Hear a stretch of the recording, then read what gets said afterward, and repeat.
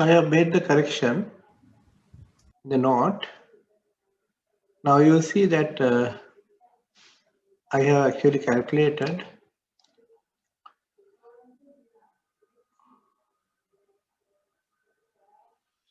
with the new wind speed, calculate with the new wind speed, and then when I calculate the acceleration, what are the value I get is 0.0279, right?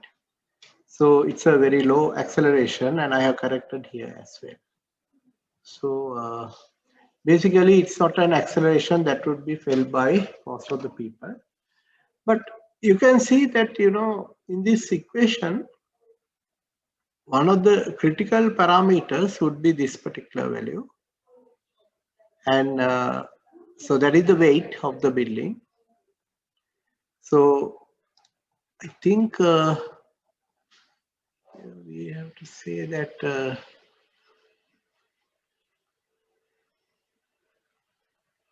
better to say it's an office building, because this weight is actually applicable for office buildings. In apartment buildings, it can be higher because you get partition walls as well. So I think it may be so I'll change that, make that change also before uploading. So these are kind of range that you get for this particular building. But let's say we are having a steel building which is lighter. So if you have a lighter building, what will happen? If you have a lesser value for M0, then you will see that you can get a higher value for acceleration.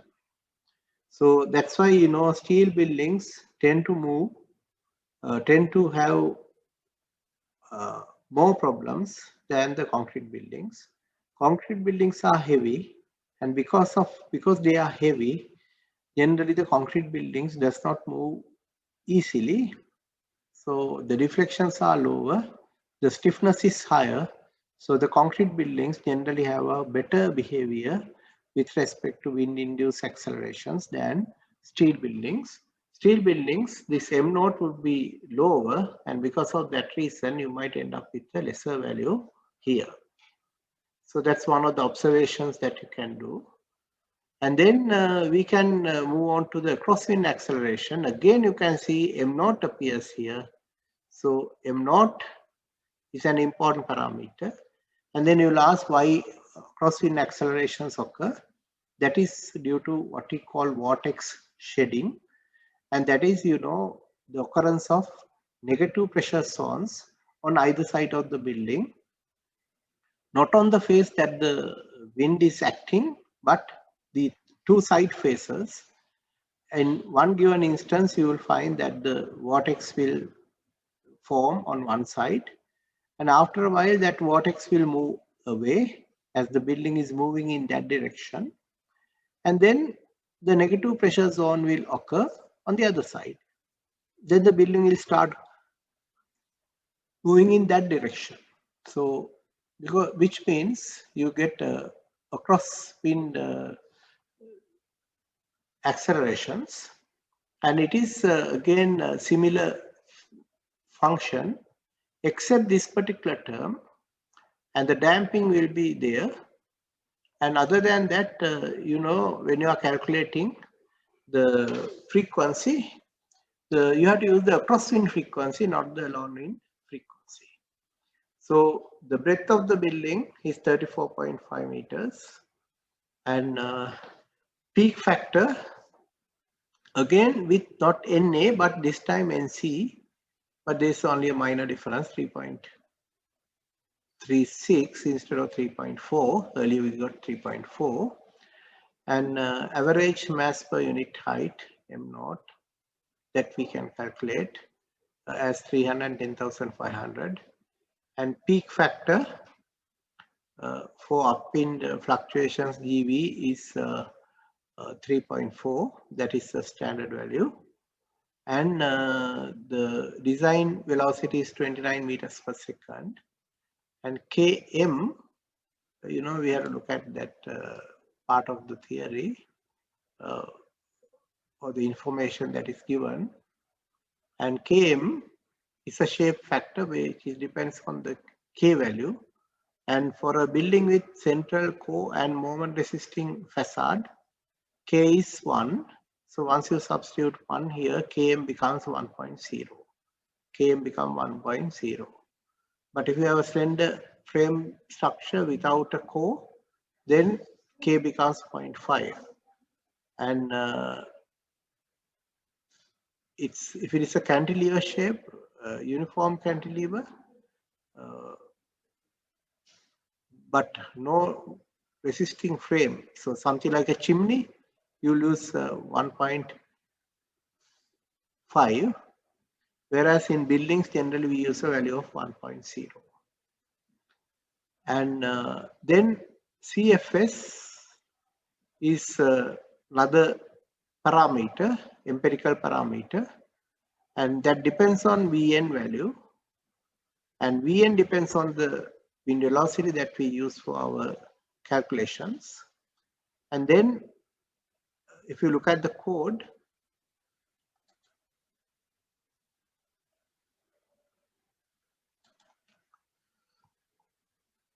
all those values are given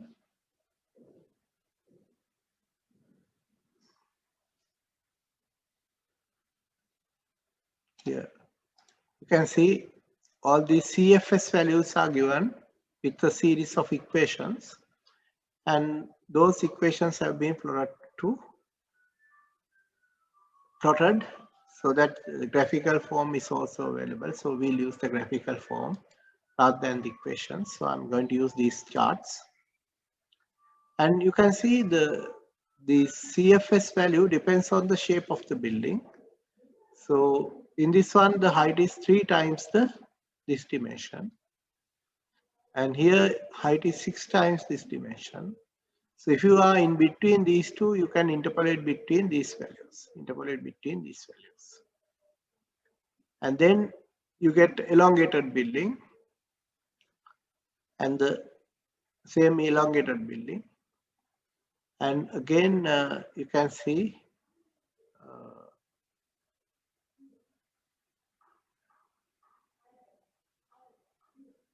so the wind acting in one direction, wind acting in the other direction, and the ratio of 611 to 311.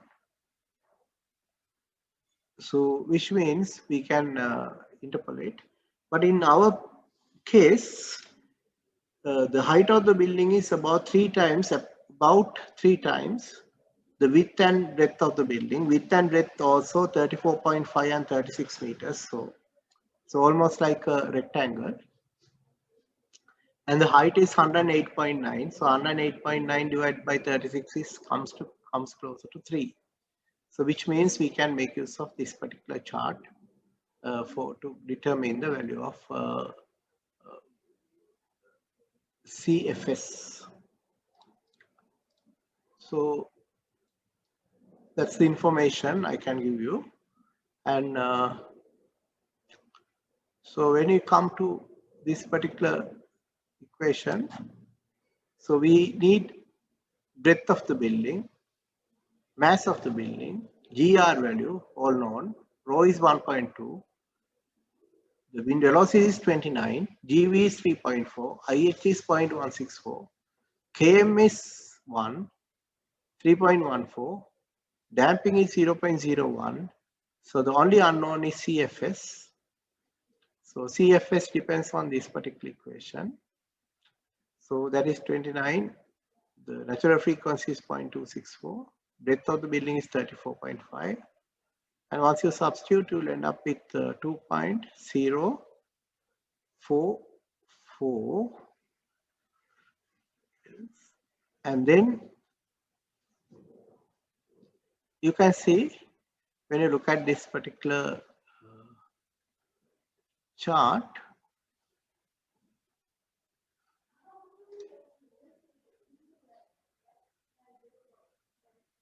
turbulent intensity is also needed in this particular chart. So you can see that in these charts, turbulent intensity as 2/3 height is 0.12. So that is the solid chart.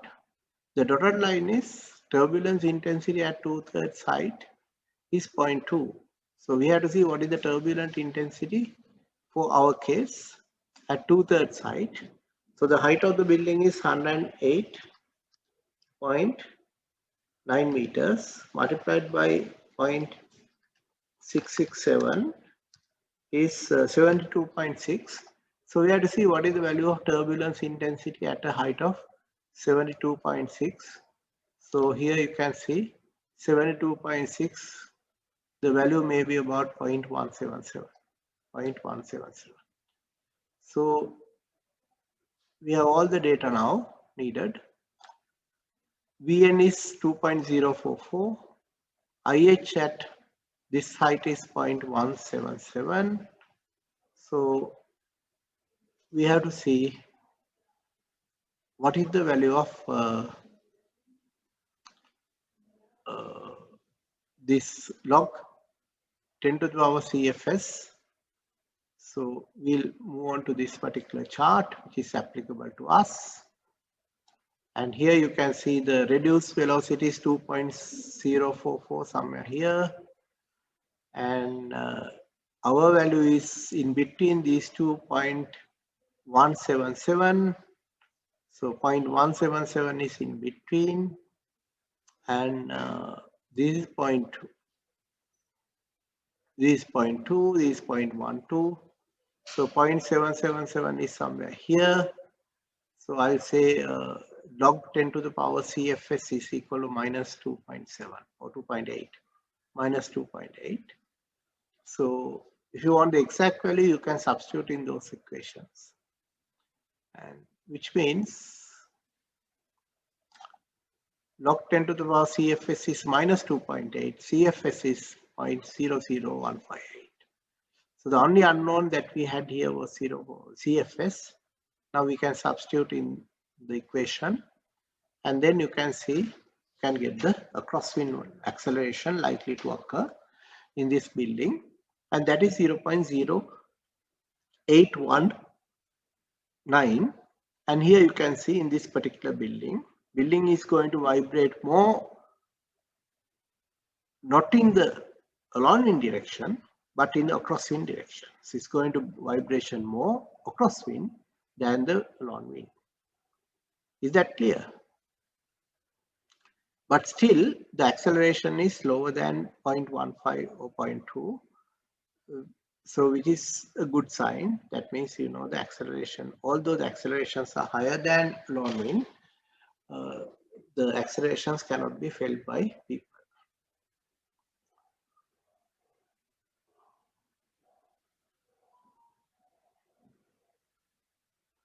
So any comment?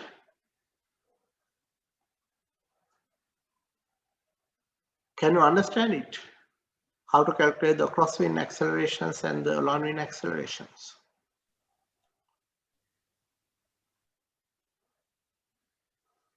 Can you understand it? Yes, sir. Right.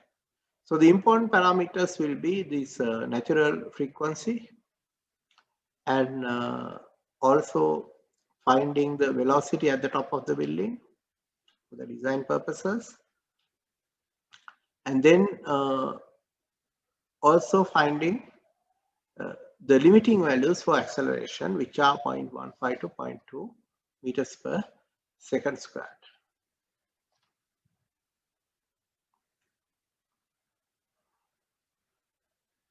So any question on this whole exercise? But unfortunately, you can see that, you know, it's all empirical based. So it's difficult to, explain the reason for all these equations. So they are all based on wind tunnels.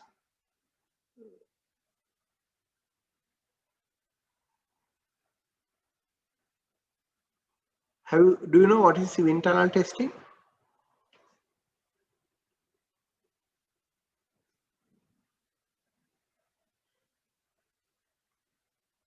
Dr. Sujiva has already explained it to you, or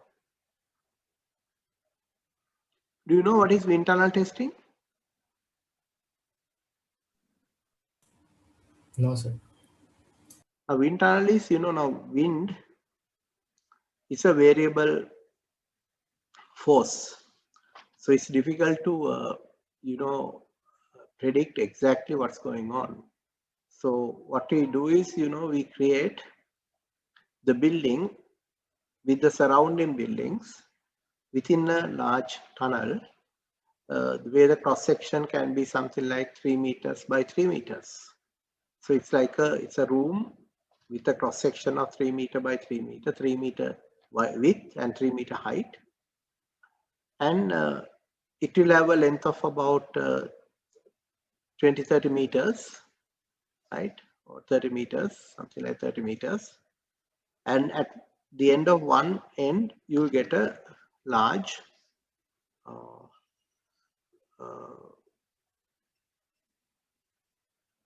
fan that can generate the wind. And then what we do is we'll get a model, and the model we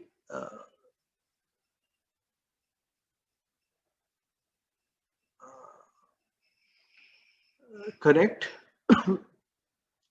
pressure reading pressure gauges, not pressure gauges, these wires, where the pressure difference can be easily measured by using the difference in the liquid height.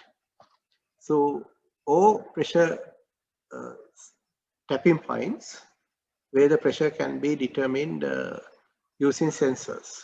So either way, you do the instrumentation of the model, and the model is actually determined based on the Reynolds number and various other numbers that we use for the characterizing the wind effects.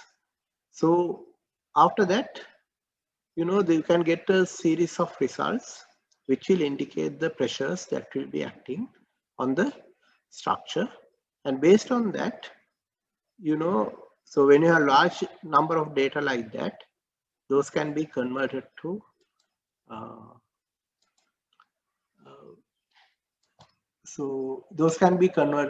various tabular forms. So if you want, if you type YouTube internal testing,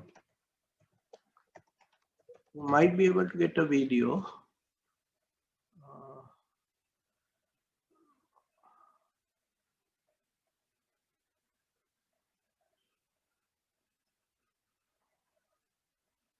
I don't know what will be there.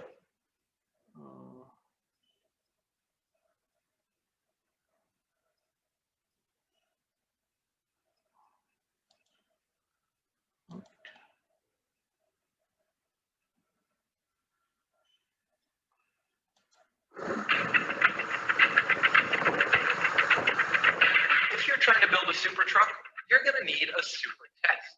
And that means a trip to the world's largest wind tunnel. Truck maker Navistar has poured 5 years of work into this concept bigly. It's part of the Department of Energy's Super Truck program, an effort to increase trucking fuel efficiency by 50%.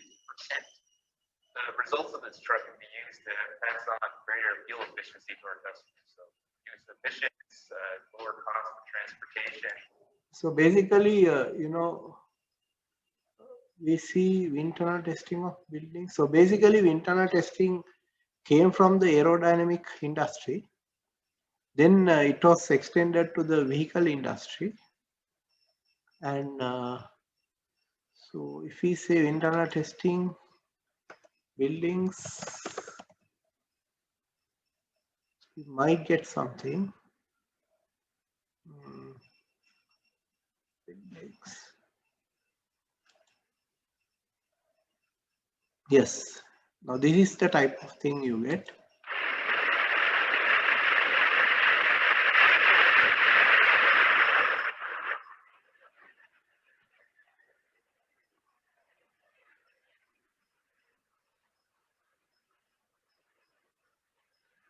So that's the type of thing you get in wind tunnel testing. And so you can go to YouTube and see what are the type of things you can get, the videos that you can get on internet. So you might be able to get one or two videos on internet. So you can have a look. So basically all these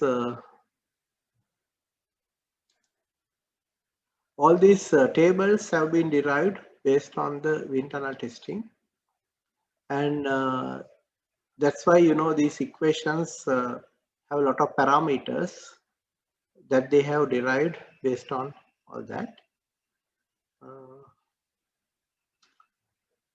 So this way you can actually determine the wind-induced acceleration along the wind direction and across the wind direction. And this code, I will email it to Janit. So Janit, can you share it with your batchmates? Okay, sir. Right? Okay.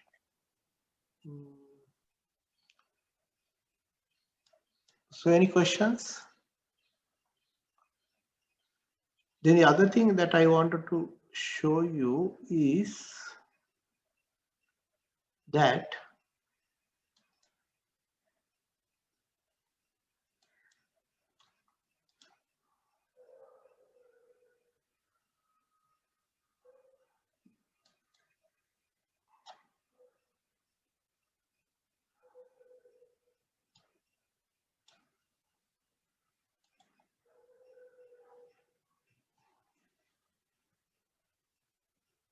the creation of a SAP model of the building, so that later I can show you how to model the foundations and the transfer plates. So are you familiar with SAP 2000? Yes, sir. Yeah, right. So in that case, if I create a model and show you later, it will be okay. Is that right? I don't have to show you how you create the model. Is it? Yes, sir. So if I create a model myself and show the effects, it will be sufficient. Is that right? Or do you want me to show how the model is created?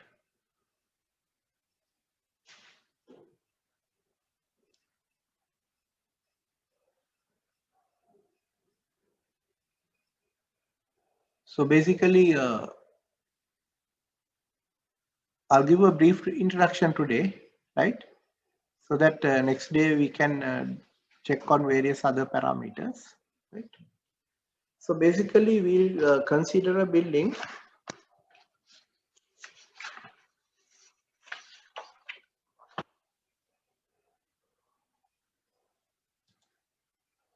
like this.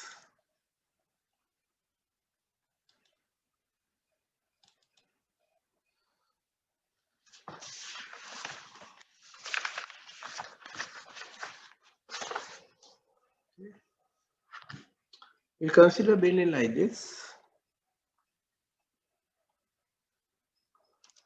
So having a grid of 7.5 meters this way.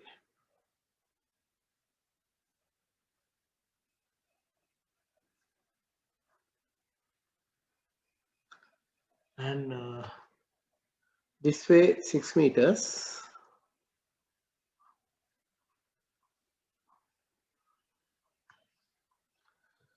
And this is the grid. This is the core.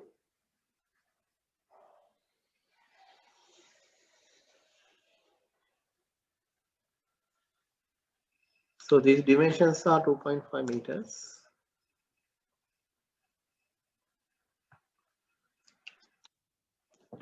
And I'm having an additional for this way. Right. Now, how do you make it reasonably non-twisting?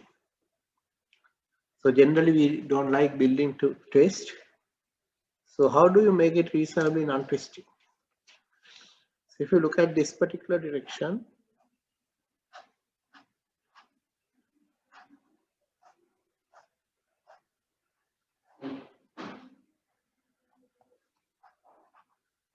direction. There's one wall here, another wall here. There's another wall here. So what can you say about the building due to the wind loads acting in y direction? Will it twist a lot or not? What can you say about it? It will not twist much because you can see there are three walls and they are arranged symmetrically around the centroidal axis. Is that clear? That the building will not twist much when the wind is acting in y direction. So what can you say about the building when the wind is acting in y x direction? And here, what are the walls that are effective in resisting the wind? Get one wall here, another wall here, another wall here, another wall here, another wall here, another wall. So those are the walls that are effective in resisting the wind in x direction, and in addition to that we get a wall here. So how do you make it reasonably non-twisting? We have to make sure that the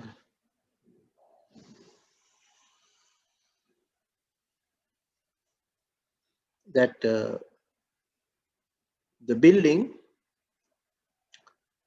so if you take this wall, it will bend like this about this axis, and we have to make sure on either side of this center line the effect of these walls will be the same. The effect of these walls will be the same. Then we can make sure it's non-twisting. So what you do is we take moments about this line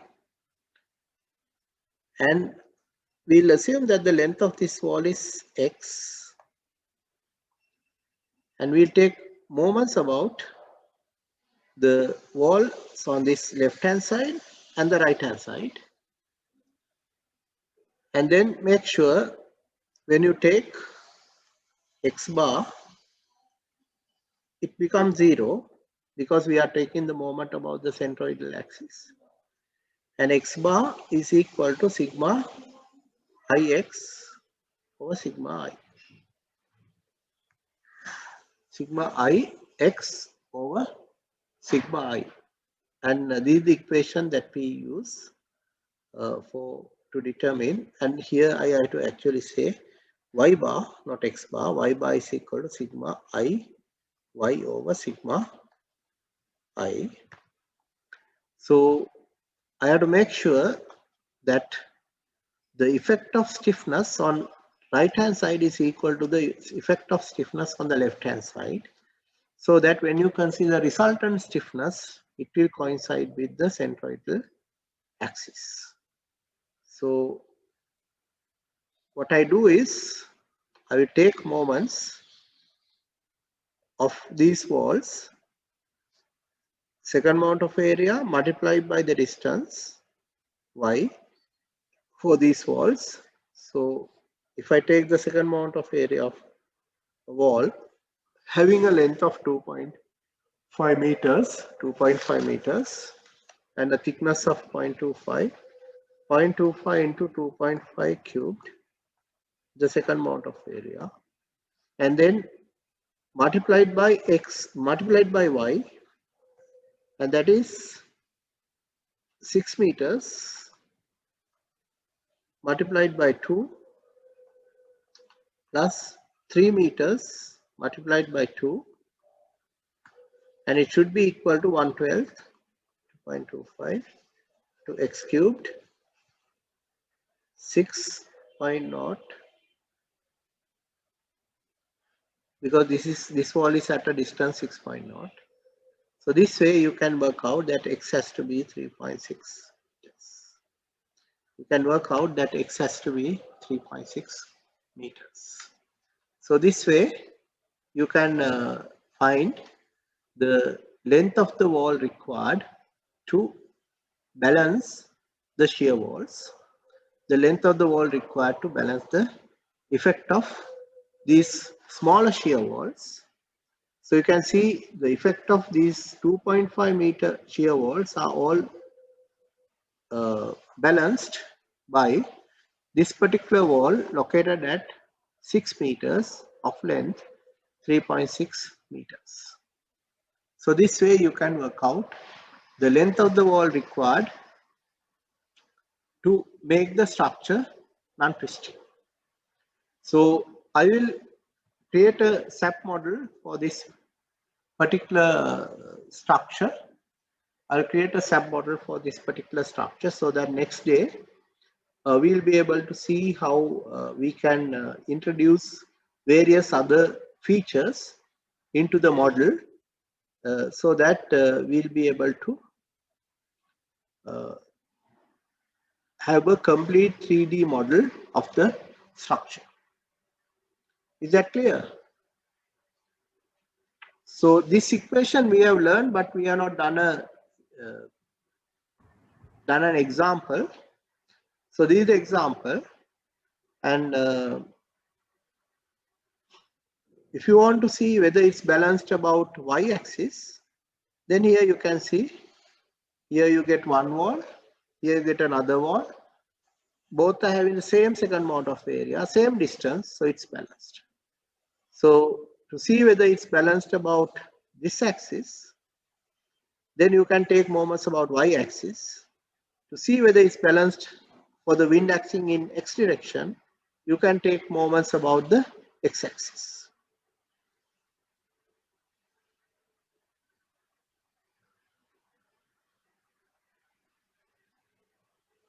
On the other hand, it's also possible to take moments about this axis and ensure the centroid of all these walls, when you substitute to this equation, will be at x is equal to 12. That is also possible. On the other hand, you can take, I have taken moments about the centroidal axis so that this equation will be equal to 0. And because we have these walls on either side, you get this side minus this side is equal to 0. So that's why I have it this way. Is that clear? Yes, We have sir. used this, you have seen this particular equation in the note, but we have not done an example. So this is the example. And this is how you will adjust the length of walls, shear walls, at the beginning of a design so that the building will become reasonably balanced. So the twisting will be there, but twisting will be to a lesser extent. Is it clear? Yes, sir. Yes. Right. So this is the example that we'll use for I'll use for the SAP model. Okay. So next time I'll show you how to create the SAP model. I'll actually create it because you are familiar with it. I'll just show the main features of the model after creating it. I will not spend time to create the model online. I will create it myself so that I'll be able to show various features of it to you. But this is the picture of the example that we are going to use to learn more about the 3D modeling of tall buildings. Okay. So shall I end the lecture here?